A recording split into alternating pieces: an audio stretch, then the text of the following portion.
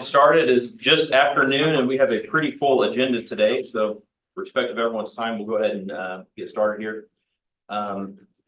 We do not have roll call in there, but we'll start. Do we have any more? Okay. We have a pretty full agenda today. So. Nope, you're fine. There we go. So we'll get into the administration items first. Approval of board of directors meeting agenda. It was distributed ahead of time, and I do know there was one revision that had been sent out. Does anyone have any comments on this or a motion? Motion to approve. Is there a second? Second. We have a motion and a second. All in favor, please say aye. Aye. Any opposed, no. The agenda is approved. Next, we'll move to the public comment period for agenda items. Under tab 9 would be comments that have been issued by the public. There are also some additional comments that have been placed at your spot. They had come in a little bit later after it was distributed. It's also be a time that we would take public comment from anyone from the public. If anyone is here to speak. Seeing none, do we have any discussion on the public comment? All right, we will move to C, adoption of the consent agenda. That's tab 1. Again, this was distributed ahead of time. Does anyone have any discussion on this or have anything that they would like to remove from the consent agenda? Hearing none, is there a motion? So moved. Second. A motion and a second. All in favor, aye. Aye. Any opposed, no. The consent agenda is approved. Move to the executive director's report, Sarah. Well, good afternoon, everyone. Probably the biggest thing, well, not the biggest, but one of the many things we've been working on is we got an IM reauthorization with the federal highway bill, which expires in September of 26. We have in the past distributed our priorities via one pager, so we'll do that again. I thought I could send it out to all of you so that, you know, if you're in the grocery store with Eric Burleson or Josh Hawley, you can just hand it out. I don't know, but we'll also, I'm also working on coordinating. I sent an email to Kansas City and St. Louis, Eastwood's Gateway and Mark, and to see if they wanted to set some common priorities and maybe send it out to Congressman Graves' office as he's head of TNI. So anyway, we just continue to work on that. Just a note in case anybody asks you, we do have priorities and I would be happy to provide those at any time to make one. Second thing, the Highway Commission is here in Springfield, December 2nd and 3rd. I'm not in charge of the reception, the chamber is, but if anyone is interested, I do believe it's open. You do need a ticket and I can send that out if you're interested.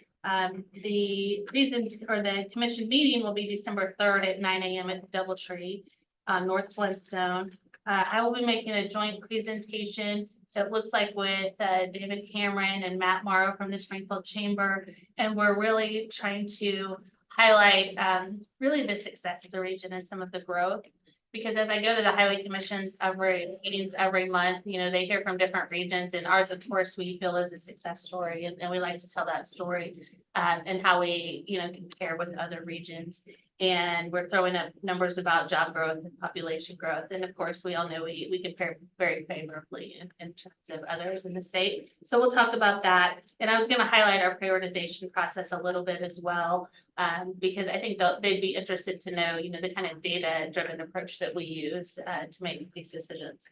So again, that's the 3rd at 9 a.m. at the Doubletree. And I'll have Nicole send out information on that too.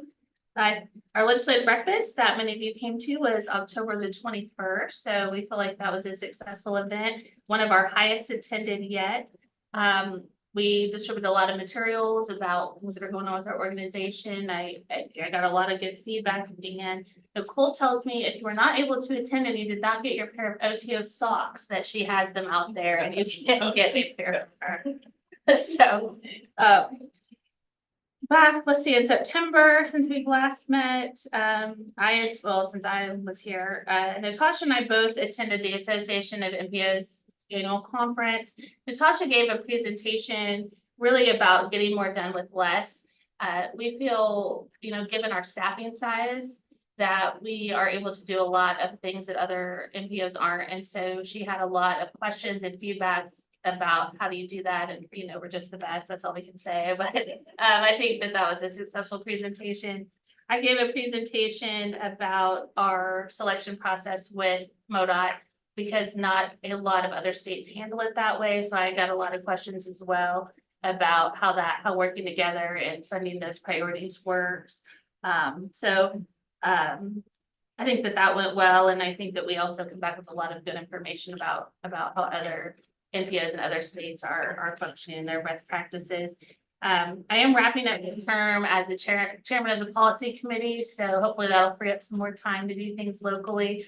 But I think that was important going into transportation reauthorization and helping you know, corral everybody to get on the same page and move in a common direction. So I do feel that that was a successful endeavor. And, you know, they will, and I will continue to promote local control of federal transportation funding, both coming to us locally and then, you know, controlling how that's spent. So that's all continuing. I also went on the community leadership visit with the Springfield Chamber. So that's always helpful, you know, for us working together as a region. Let's see, Brian Weiler from the airport, who couldn't be here. We went up to the MoDOT Directors Advisory Council, and this month focused on workforce issues. Of course, all sectors are having workforce issues, but especially in terms of construction and also engineers. So we learned about that and maybe some ideas on how to turn that ship around. The final thing, we did have our annual audit, and as far as we know, everything's looking good. We do not have an audit report. So this time of year, we would have an audit report. However, with the government shutdown, the final requirements were not issued for single audits. And so the way we understand it, until our auditor gets that official checklist of what she has to include in the audit, she cannot finalize the audit. So I don't know that we have a timeline on when we can present that, but as soon as we can, we'll get that on the agenda for you. So that's all I have today. Except for I was going to ask Jen to maybe give a little highlight on some trail projects. So there were just projects that were partnerships between OTO and Ozark Greenways and the city of Springfield. I'm just going to give a quick update on the South Creek project, also known as the Sinky Gap, which will connect South Creek to Wilson's Creek, being kind of really critical gap in the trail system. It's going well. We've got draft final plans under review right now. The plan is for Greenways to have that out to bid in spring.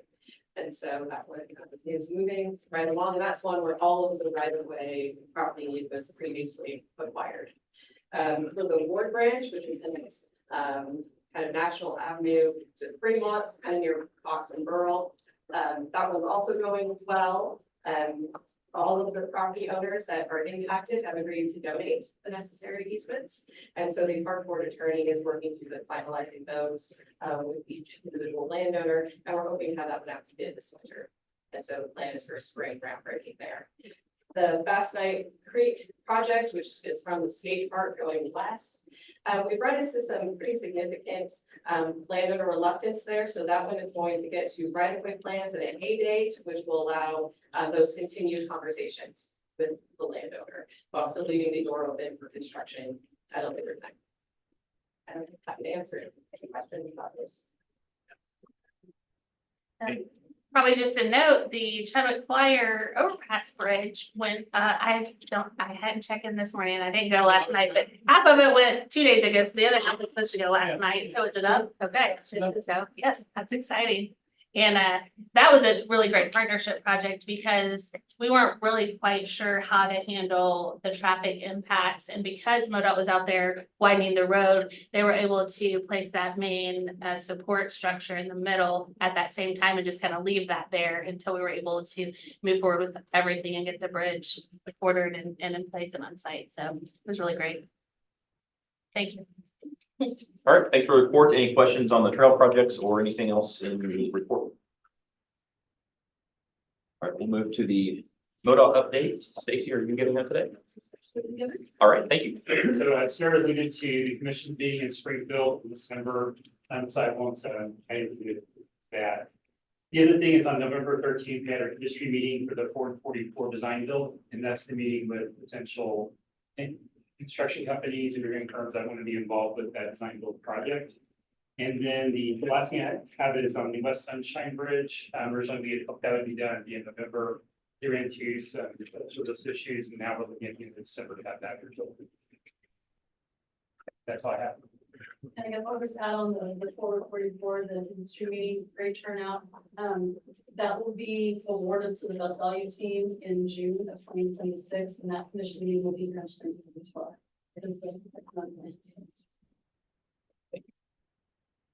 Questions from OTO? Thank you all for being here. Legislative reports, I have not seen anyone really give a legislative report. Did I miss anyone? No, okay. We'll move on to new business. September 30, 2025 federal funds balance report. Natasha is going to tell us about that. That's tab 2. Yes, thanks. And I'm gonna have Jen give the status update on kind of where we're at with obligations for this year, then we'll talk about the entire report. So far, we're early in the final fiscal year. We've received some de-obligations that we were anticipating. So that's not a surprise that we're showing a negative balance at the moment, which just increases the amount we need to obligate. You'll see there at the bottom of that table, the amount that's likely to lapse. So that's the difference between what we need to obligate, that 100% mandate, and then what we currently have in the program. And we are working with our members and staff to get some additional projects programmed for this year to close that gap. Yeah, and then going down, there was a new table that was added this time around. And so this shows each of our funding categories as well as the sub-allocated amounts to each agency. And then if you don't get that percent, what could potentially be lost. And so you show the allocations, what's programs, and then the remaining. And we don't know if those funds were to lapse, how that breakdown would happen. This is our best estimate. And then here's our list of pending and critical obligations. If you see anything on this list that doesn't look right, please let us know. Thank you. And then the funds balance report, this is showing the summary of where we ended last year, which we didn't talk about at the last meeting. We were really working towards that 100% mandate for MoDOT this year, as opposed to that overall 120% goal. But this was kind of highlights where we were just a little bit over last year. And then our balance for all funds is just over 1.2 million. So we've really brought that down over the last few years. And then we have a similar summary table that goes out through 2021. And if you look at each of your jurisdiction pages, you kind of see what we do have planned already in the tip going out to 28, but we don't have that much, which I can show in just a moment. So for TAP going forward, we started the year technically with a negative balance, but we do get 1.67 each year. And so with everything that is planned, actually between TAP and CRP, we feel like we should be able to get through all of that allocated funding to meet that 100%. And then show you CRP. So this is kind of what's planned. But then going forward, we will watch reauthorization as we look at what we decide to do for future calls for projects on the. And then on this STBG, you can see we do have a lot planned for this year, and that's also all shown on that summary page. And then going forward, we do see fewer projects. So I know several of you are planning some things further out. So it's just good that we keep those going. And we've been hit and miss on whether bids are coming in over and under. And when they come in under, that does freeze up funds, which is great, but it does kind of change how we manage other funding going forward. So we're continuing to watch that, watching the obligations, working through all of the timeline and schedules. And we just encourage you to look at your fund pages and keep you updated as we go forward. All right. Thanks for that update. Any questions on this? We'll move on to the next fiscal year 2027 to 31, STIP priorities under tab 3. Sarah? So it is that time of year again to adopt the official STIP priorities. I handed out the process for everyone's information.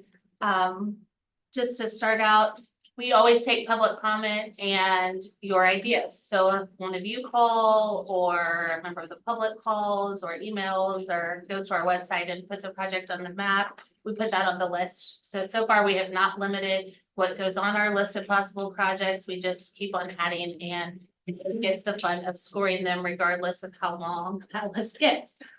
So from there, Dave will go in and score all the projects based on our predetermined criteria, which focus largely on safety, crashes, congestion, so like a volume to capacity ratio, both for today and in the future.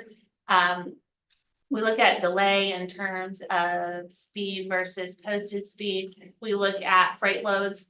We look at bridge condition. We look at multimodal needs. There's quite a few of those criteria, and we will proceed with the same criteria as we used last year unless there are changes proposed. If there are changes proposed, then we bring that back to the board and you guys see that if we change how we score. So we go into scoring, and that's our starting point for sorting our priorities. We go, then we take it to the technical committee over Zoom because we feel like we can work with spreadsheets and stuff better over online meetings than in person.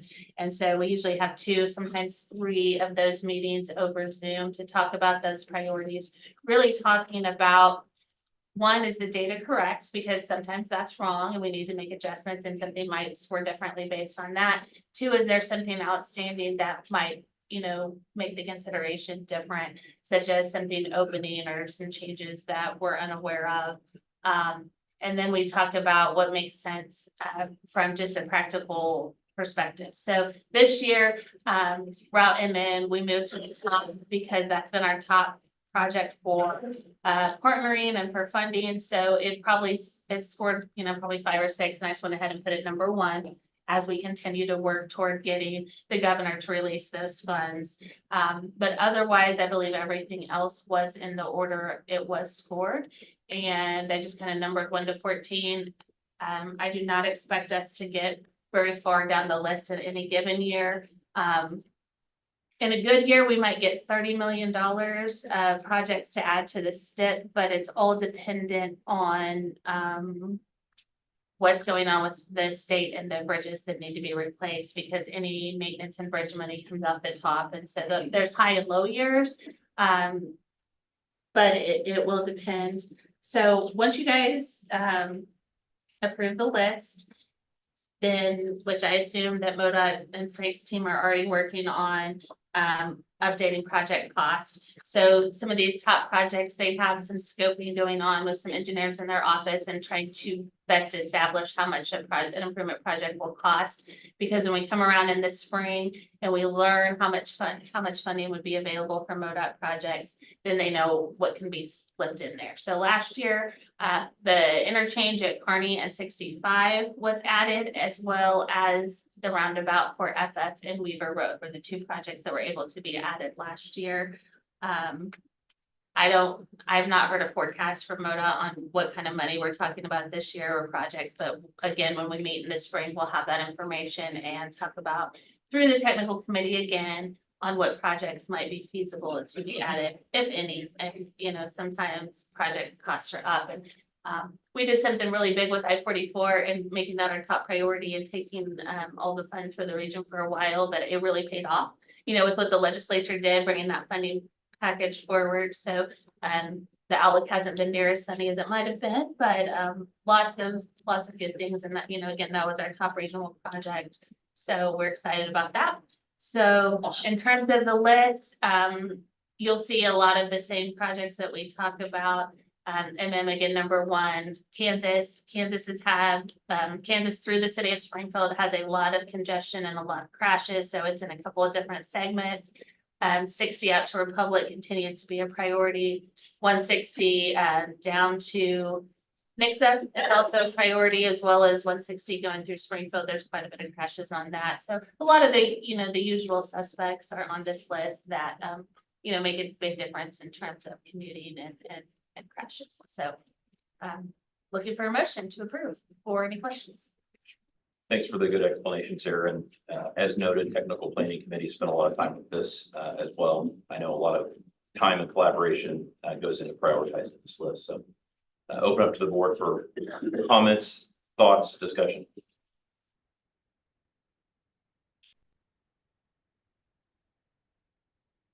Make a motion to approve. Motion to approve. Is there a second? Second. We have a motion, a second. All in favor, aye.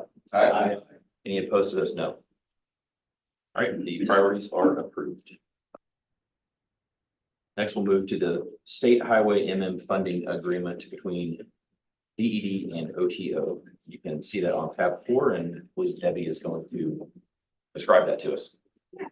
As you're aware, it's been mentioned several times today, the OTO was given general information of $6 million to be applied towards the route and project from I-44 to James River Freeway. The condition of this is, as you guys are aware, the City of Republic and MoDOT are working through a cost share agreement to be able to do it. And MoDOT is actual project manager of the project. So MoDOT and DPD have been working through their legal teams. This is a unique situation. They have provided us a funding agreement that the OTO will sign with DED that will outline the transfer process. So basically, we are agreeing, if we are approved to sign this funding agreement, that we will contract with MoDOT to transfer the funds. However, we'll still be kind of in a role of financial reporting to the DED. So we'll still have a little bit of oversight on the $6 million. So we're bringing it to you now instead of waiting till January when funds could possibly will be released. So that we can have the paperwork kind of in place because we're on a very sensitive timeline. As you know, it was appropriated in fiscal year 2026, and we'll only have 5 months after that. So the funding agreement, if the board agrees, we will be signing it and allow us to sign any of the paperwork that's associated that will be incorporated in the funding agreement. That includes anything that we need to sign with MoDOT as well. So I just wanted that to be clear because it's a little bit of a unique situation. Debbie, any questions on this?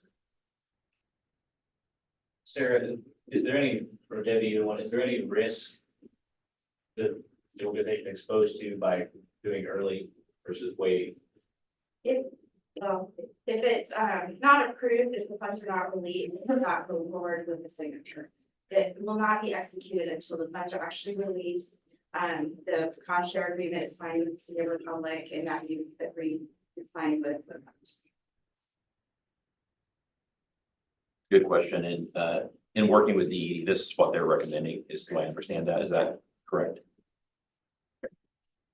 So it's proactive in the event that this would be released, that we would be in a position to move swiftly. Yes. Yes, and that, if any of you are talking to the governor's office, that's our talking point, is that we're ready to go. If he were to release these funds, that we're ready to move and we've got all the paperwork in place, and this is just one aspect of that. So has it given any indication of his willingness to release the funds or Very non-committal. keeping it close to the chest? Huh? I think a lot of it's going to depend on what the state revenues continue Yeah. to do over the next several months. Monitor that before he makes a decision. That makes sense. Any other questions on this or discussion? Or motion? Move for approval. Second. Motion and a second. All in favor, aye. Aye. Any opposed, no. That is approved. We'll move to the 60-65 study. We have several items under that I believe we're going to walk through one at a time. All of those are going to be under tab 5, and Sarah will let you walk us through all of that, please. So my thought is I'm going to walk through it all and then we'll come back around with motions. So feel free to interrupt me with questions. It's going to be a long explanation. Okay. So there's a lot going on over at 60-65. One of which is there is a project in the statewide transportation improvement program for Highway 60 going to Rogersville to convert that to a freeway. The reason that was prioritized back in 2023 was because it is one, over volume to capacity, so it has high volumes, and two, it has extremely high crash rates, higher than other roads in the OTO. So it was prioritized high, and that's moving forward. What that will result in is directed access only to interchanges. And there are properties along this corridor for development purposes that would like additional interchanges to occur. So that's one aspect that needs to be looked at. And the same is true along 65, that there's long been on the major thoroughfare plan and interchange planned there as well. So that needs to be looked at specifically. Our concern beyond development, which we do support development, is that the integrity of 6065 interchange is maintained through all of this. Because although I didn't live here when the vicious snowstorm hit 20 some years ago, apparently when that interchange shuts down, the whole city shuts down. And being that that is so crucial, we do not want any new development and interchanges access to impact that essential interchange. Second thing, if you saw on our priority list, I think it was number 9, the 6065 interchange, only the first phase was really completed. So there's other work that needs to be done there, and it is ranking high on our list as well. So future phases of improvements there also need to be studied. Third, Lake Springfield development is going on, and access as far as the east-west arterial and any additional access going between that and the property at the northeast quadrant that is looking to be developed. We need to coordinate all of that. So when we came together in meetings, we decided that OTO would be a good entity to coordinate between all the partners involved. And we put together a funding plan where we all bring funding to the table to study this issue. What we propose is that MoDOT covers 300,000, OTO covers 200,000. The city of Springfield, 300, Greene County, 100, and city utilities, 100,000. So we will need to have an agreement to enter into an MOU IGA with all the entities for that. And then we'll also need an agreement with MoDOT to share in those funds. So there will be a couple of agreements that will be looking for motions for. And just a side note on the funding side, we get an allocation off the top of the STBG funds every year to conduct studies, and we've been accruing a balance because we haven't spent all that money. So that's where this $200,000 is coming from, just that running balance. And when you looked at that fund balance report, there are balances that you'll see under OTO. So that is that money. And that is what the budget amendment will be showing, that we're using that money and adding the whole $1 million to our budget for this fiscal year. We are hoping that the timeline on this study would start sometime shortly in the first quarter of next calendar year. And our best case scenario is to wrap that up around October, November timeframe. We're doing our best. You just never know when we're also doing environmental work out there. So that's kind of the unknown, unpredictable, aspect of it.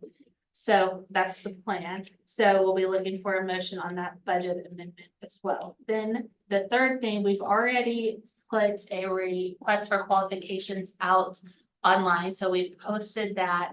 I think it's open for 3 weeks, if I recall. And so we'll be entering into a contract with the successful, it's not a bid, but a qualifications check on that. And so we'd like permission to enter into that engineering services contract. And I might mention it's up to $1 million.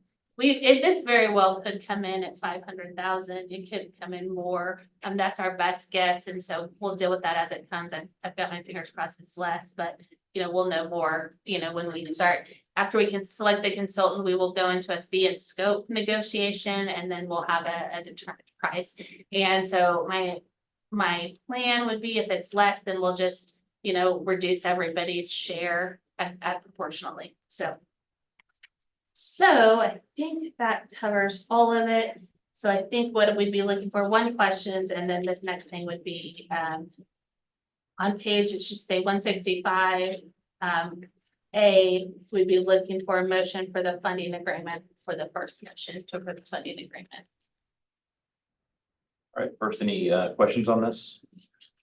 So just generally, so the goal then is once this study is done, there'll be certain conclusions, it's like prioritization of what needs to happen for that interchange, is that what we're thinking? And then that would help us align priorities here as well as the other entities participating.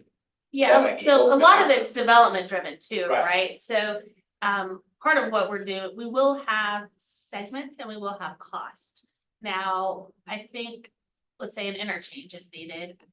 That will largely be determined developer driven, right? And I would anticipate we're looking at cost share going through the state for their cost share program and all of that. So I don't know, I guess I don't know till I see it, if we'll be able to prioritize because it's, so much is driven by development. My guess would be the 60-65 interchange is probably gonna rise to the top pretty quick too, so. I will tell. Thank you. Sarah, I might just chime in on that. So from a city utilities perspective, for example, Lake Springfield, the study that the city led and a lot of our property, how that might redevelop over time. As we consider that, and as developers consider that property, the question we are getting all the time is, what's the transportation infrastructure look like through this? And we don't really have an answer until the whole picture has been looked at. And so I think this would give some clarity to us and to a potential future developer, as well as all the other interested parties, to say, this is what it might look like, and this might be your responsibility if you came in to develop it. That fair? Yes. Thank you, that's all, kind of a vital piece of the pie, trying to put together out there. I've received a few calls on this over the past couple of weeks, primarily around the 60 area in the Highland interchange. And one of the things I visited with Sarah some about it, one of the things this is going to do is give an avenue for those that are concerned about what could potentially happen there to actually have a public input period. And I think that'll be a very large part of this study is that public input period. So if any of you do receive calls on this, it's really a positive for anyone who may be living in that area to really let their voice be heard and see what may be possible in that area. Because I think right now it's slated to be 2029 is what you told me is the freeway aspect of that. So yeah, just to follow up on that, we did already have a project scheduled to start with some outer road improvements to connect those interchanges together to move towards that freeway standard. And so what this is going to allow is kind of that master plan, that master snapshot, looking at the whole and how they're putting this together. We were getting ready to go out and have some public involvement and stuff with that to show what that looked like, but based on feedback conversations from the public and stuff, this is a better direction to go right now, and then we'll see how, our project will factor in.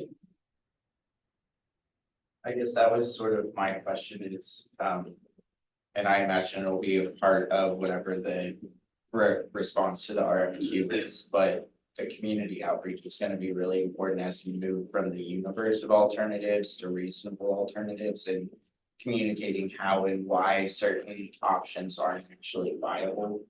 I didn't see within the RFQ, like, I'm sure that whoever takes on this project is going to be aware of those challenges, but it is a concern for the project. Yeah, I appreciate that. We already had an initial partner meeting, stakeholder meeting to talk about that, and several of the participants talked about how to, best outreach to people. And so, yeah, it will not be forgotten. Glad you guys are leading this charge. Good questions and discussion. Anyone else have any thoughts on this? So I make a motion that we approve the funding agreement for 60-65. All right, we have a motion. Is there a second on that? We have a motion, a second, all in favor, aye? Aye. Any opposed, no. That is approved. Next, we'll move down to the And Sarah, if we get off, or if I get off, let me know, but the intergovernmental cooperative agreement, would be next. Do you have any other, that you want to say any of this? Okay. So you can see that at 5.1, if you want to further review that. Any questions on the intergovernmental cooperative agreement? John, I'm just appreciative that you guys went to the parties and they all responded, and you can tell from everybody chipping in that it's something that the region is supporting, and I think that that's very important for this, so. Yep. Whoever put that together, I assume that was you, but whoever it was, that's great work, thank you. I agree, Joe. I'll make a motion to approve the intergovernmental cooperative agreement. We have a motion, is there a second? Second. Motion and second, all in favor, aye. Aye. Any opposed, no. The intergovernmental cooperative agreement is approved. We'll now move down to the budget amendment, which is 5.2. Any discussion on the budget amendment? Is there a motion? So moved. Motion to approve, is there a second? Second. Motion a second, all in favor, aye. Aye. Any opposed, no. The budget amendment is approved. Finally, we will move down to the engineering services resolution, RFQ and contract. We will take those up as one motion. You can review those in 5.3, 5.4, and 5.5. Any questions or discussion on these items? Is there a motion? Move for approval. Motion to approve, is there a second? Second. Motion a second, all in favor, aye. Aye.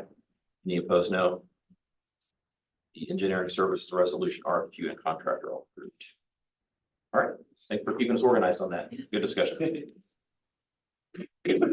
Next, we'll move down to the 2026 Ozarks Regional Legislative Priorities, which you can review in tab 6. This is informational only, and Sarah is going to discuss these with us. Yes, so actually, as part of the community leadership visit back in Tulsa a couple of years ago, we heard how they were all coming together, having a regional set of legislative priorities. So the chamber really, Springfield Chamber has really led this effort to come up with a set of legislative priorities. And there are a lot of priorities that are important on here that are outside of transportation. So I'm not going to highlight those because that's not our business here today. But the first one, to invest in strategic infrastructure, obviously you understand why that's important to us. We're specifically mentioning highway and really that gives us talking points when we're up at the legislature to talk about our top priorities. And so obviously all of our list is important, but we're still focused on getting our $6 million released and or reauthorized or reappropriated this year. The other one that really pertains to us is number 4, increase community growth opportunities through state support. And I worked hard to get another round of governor's transportation cost share program included in this priority. And interestingly enough, it's not just important to us. A lot of the other counties in our region outside of OTO find that to be very important, because what the governor's cost share does, which is different than the MoDOT cost share, is it allows communities to invest in their own system with state dollars, not just the MoDOT system. So we've had some local success with projects on that, and it was popular, and a lot of cities and counties would like to see that continue. And that was actually what paid for Galloway improvements. It paid for improvements over at Ozark with the Finley Farms development, as well as, I believe, the Compton Eastgate was the other one.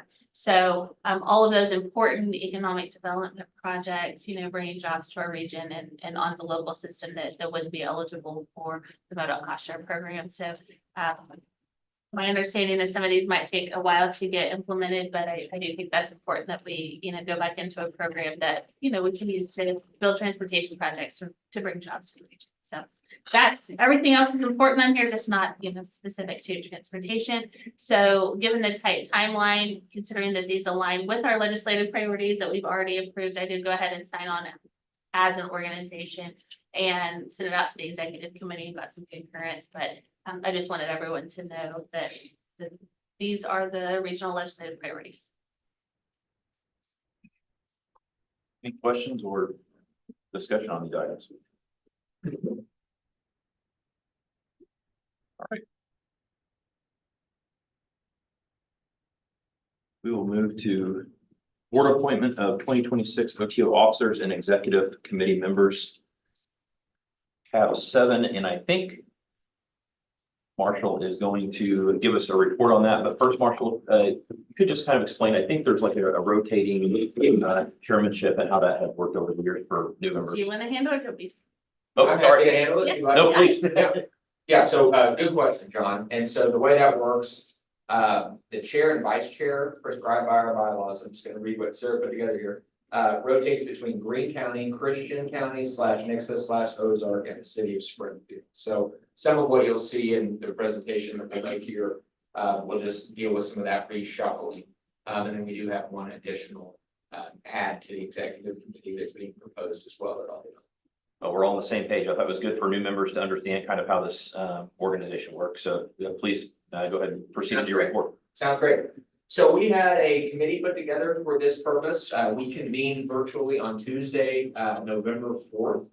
And those committee members included myself, Steve Bach, who is the Springfield citizen at large, other Springfield citizen at large representative, Eric Franklin, Mayor of City of Republic, and Dan Smith, Director of Public Works, City of Springfield. So we, per our bylaws, we do have to, as board, vote on the chair, vice chair, secretary, and treasurer for 2026 or every year. And then we also have to appoint remaining members of the executive committee, which is, including the past chair and 2 sort of members at large to the executive committee. So, again, we met, on the 4th. Sarah was also in attendance to provide staff support and some context, as it relates to some of the, like the question John asked, provided us some support there, provided us some information about where we may or may not have some underrepresentation in the executive committee room based on the geographic locations throughout our service area, and some other things as well. So appreciate her for supporting that effort. So the slate that is before us, is presented, as John mentioned, on tab 7. The proposed nominating slate is on the far right. So that would be, again, everyone is reshuffling basically, but we do have one new appointment that we're recommending, which is Eric Franklin, to serve as the secretary, which was actually a vacant role as of this point in time for the 2025 year. So I'll just read that slate, and then if there's any, we can also take nominations from the floor, so I'll give an opportunity to do that, and then we can move forward with the motion. So we have chairman as Travis Kosey with Nixa. We have vice chairman Derek Lee with Springfield, secretary Eric Franklin of Republic, treasurer Eric Johnson of Ozark, past chairman John Russell with Greene County, executive committee at large member Jerry Compton, who's a citizen at large member of the board, and then executive committee member at large number 2 is Brian Weiler with the airport. So again, we can take nominations from the floor if there are any, or if there's any discussion. If anyone else who is part of that committee has any comments, please feel free to chime in too. Any comments or further nominations? Thank you all for your work, all committee. Appreciate it. Happy to do it. Any discussion? All right, not a motion. I'll make that motion. Motion to approve the slate as presented. Is there a second? Second. Motion a second. All in favor, aye. Aye. Any opposed, no. The slate is approved. Thank you all. Appreciate it. All right, we'll move down to the meeting schedule for 2026. Yes, so the meeting schedule is included, and as you all know, we will send out meeting invites if we haven't already. So please let me know if there's some conflict where we need to move the meetings. However, we've tried to check for conflicts and think these work. You know, it's always with the 3rd Thursday of the month and or the alternate months. So please add them to your calendar if you need to, and we will send out a calendar appointment as well. Yeah, and I think I did see those calendar appointments come through, and that's always very helpful. So appreciate you all doing that so quickly. All right, move to other business. Any member announcements or anything anyone would like to bring up for a future meeting agenda at this time? John, I just Oh, wanted, yeah, please. I just wanted to mention, in light of the 60-65 study, it was interesting, I think whenever any new eyes get exposure to this organization. And so for city utilities, we've worked with this organization for a long time from a transit perspective. But now we've had a different group of folks that have had some involvement with Sarah and her team. And, they remark on the professionalism that she has and her team has, and the breadth of this organization and everything that they cover and that they do. And so I get to hear back, which makes me really proud, how impressed they are with what they see, what they interact with. So kudos to Sarah and her team and this whole organization that when new eyes come into it, they don't come away going, what are they doing? Wait, no, they're very professional. They know what they're doing. We're glad to have them. So kudos to you. Appreciate the comment. I concur. I mean, we saw that at the legislative breakfast. We had our congressman calling out Sarah by name on how helpful she has been. And I've heard time after time on people going to her for policy advice. So really do appreciate the professionalism of the entire organization. And actually the board member for MoDOT came up to me afterwards and said that Sarah's the only member who attends the MoDOT meetings throughout the state. So we really do have a tremendous team here. So very grateful. Good job. All right, last item is articles for Board of Directors member information. You can review those on tab 10 when time permits, but that would bring us to the end. The next meeting is scheduled for Thursday, January 15 at noon. So is there a motion to adjourn? Motion in a second. Eric will second it, I think. I'll do it. Second, okay. Yeah, I'll second. Perfect. All in favor, aye. We're adjourned. Thank you all.